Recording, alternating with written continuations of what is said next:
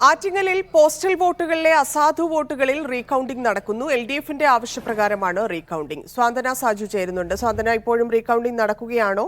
എന്തൊക്കെയാണ് LDFന്റെ ആവശ്യം? ധന്യ, ഇന്ന് ഏറ്റവും ഉദ്വേഗഭരിതമായ തിരഞ്ഞെടുപ്പ് എവിടെയാണ് നടന്നതെന്ന് ചോദിച്ചാൽ നമുക്ക് ആറ്റിങ്ങലാണ് എന്ന ഒരു സംശയവും കൂടാതെ പറയേണ്ടി വരും. ആ ഉദ്വേഗം ഇപ്പോഴും നിലനിൽക്കുകയാണ് എന്നാണ് എനിക്ക് തിരുവനന്തപുരത്തെ കൌണ്ടിംഗ് സ്റ്റേഷനിൽ നിന്ന് ഈ ഒരു സമയത്തും പങ്കുവയ്ക്കാനുള്ളത്. കാരണം ആറ്റിങ്ങൽ മണ്ഡലത്തിലെ വോട്ടുകൾ റീകൗണ്ട് ചെയ്യുകയാണ് ഇവിടെ. അത് പോസ്റ്റൽ വോട്ടുകളിലെ അസാധുവായി പോയ വോട്ടുകളാണ് ഇവിടെ റീകൗണ്ടിംഗ് നടത്തുന്നത്.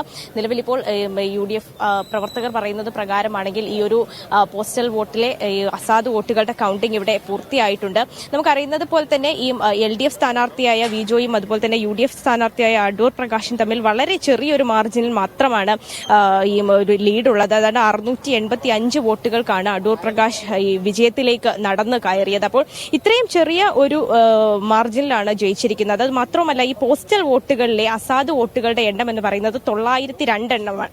അതായത് ഈ നിലവിലെ ലീഡിനെക്കാട്ടിൽ കൂടുതലാണ് ഈ പോസ്റ്റൽ വോട്ടിലെ അസാധു വോട്ടുകൾ എന്ന് പറയുന്നത്. അപ്പോൾ അതുകൊണ്ട് തന്നെയാണ് ഈ LDF വീണ്ടും ഈ പോസ്റ്റൽ വോട്ടുകളുടെ അസാധു വോട്ടുകളൊക്കെ തന്നെയും ഒന്നുകൂടെ റീകൗണ്ട് ചെയ്യണമെന്ന ആവശ്യവുമായി രംഗത്തെത്തിയിരിക്കുന്നത്.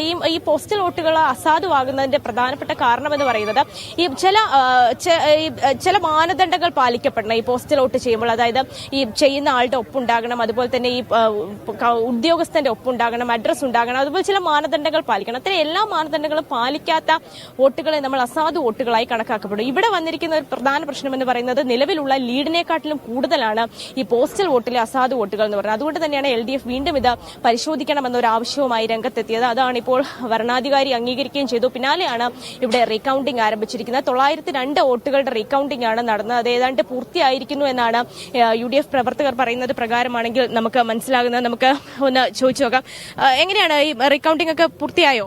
ഇതിന്റെ ഒരു ആവശ്യവുമില്ല. കൃത്യമായിട്ടുള്ള വോട്ടിന് വിജയിച്ചതാണ്, ജനാധിപത്യം വിജയിച്ചതാണ്. അപ്പോൾ അസാധുവായി മാറ്റിവെച്ചിരുന്ന വോട്ടുകൾ വീണ്ടും വേണമെന്ന് ഇടതുപക്ഷം പറഞ്ഞു. നമ്മളത് സമ്മതിച്ചു. അത് എണ്ണി തുടങ്ങിയപ്പോൾ ഒരു വോട്ട് പോലും വീണ്ടും വരുന്നില്ല. കാരണം അസാധുവായ വോട്ടുകൾ പല കാരണങ്ങളും 902 അസാധുവാണെന്ന് തന്നെയാണ് പറയുന്നത്. അതെ, എന്നിട്ട് ഒരു 3 തവണ എണ്ണം ഒരു പ്രൊസീജിയറൊക്കെ ഉണ്ടല്ലോ. പക്ഷെ ഞാൻ ഇടതുപക്ഷത്തിന്റെ ആൾക്കാരെ പോലും ഇവിടെ കാണുന്നില്ല. ഇവിടെ എല്ലാം നിൽക്കുന്നത് UDFകാരും കോൺഗ്രസുകാരുമാണ്. അവരകത്ത് ഇത്രയും പെട്ടെന്ന് ഞാൻ പറഞ്ഞില്ലേ തീർക്കേണ്ട ഒരു ഇലക്ഷൻ ഒരു തവണ എണ്ണി കഴിഞ്ഞു, ഇനി 2 തവണയും കൂടി. അത് പ്രൊസീജിയർ അങ്ങനെയാണ്. ഒരു മാറ്റവും ഇല്ല. ആ ഭൂരിപക്ഷത്തിന് തന്നെ അടൂർ പ്രകാശിനെ ജനങ്ങൾ ജയിപ്പിച്ചിട്ടുണ്ട്. അത് ഇടതുപക്ഷം അംഗീകരിച്ചു തന്നാൽ മതി, അത്രേ ഉള്ളൂ. ധന്യ, UDF പ്രവർത്തകരൊക്കെ തന്നെയും വളരെയധികം ആത്മവിശ്വാസത്തിലാണ്. ഈ 902 വോട്ടും അസാധു തന്നെയാണ്. അതിൽ പ്രത്യേകിച്ച് മാറ്റമൊന്നുമില്ല. ഇനി പ്രൊസീജിയർ അനുസരിച്ച് മുൻപോട്ടേക്ക് പോയി ഈ ഒരു പ്രഖ്യാപനം, അതായത് അടൂർ പ്രകാശ് ആറ്റിങ്ങൽ മണ്ഡലത്തിൽ വിജയിച്ചു എന്നൊരു പ്രഖ്യാപനം വരിക മാത്രമാണ് വേണ്ടത് എന്നാണ് ഈ പ്രവർത്തകരൊക്കെ തന്നെയും പറയുന്നത്. എന്ത് തന്നെയായാലും ഔദ്യോഗികമായുള്ള പ്രഖ്യാപനം ഉടൻ വരുമെന്ന് തന്നെയാണ് നമ്മൾ പ്രതീക്ഷിക്കുന്നത്. ധന്യ. എണ്ണിപ്പറയും ഓരോ വോട്ടും ജൂൺ 4 മീഡിയ 1-നൊപ്പം.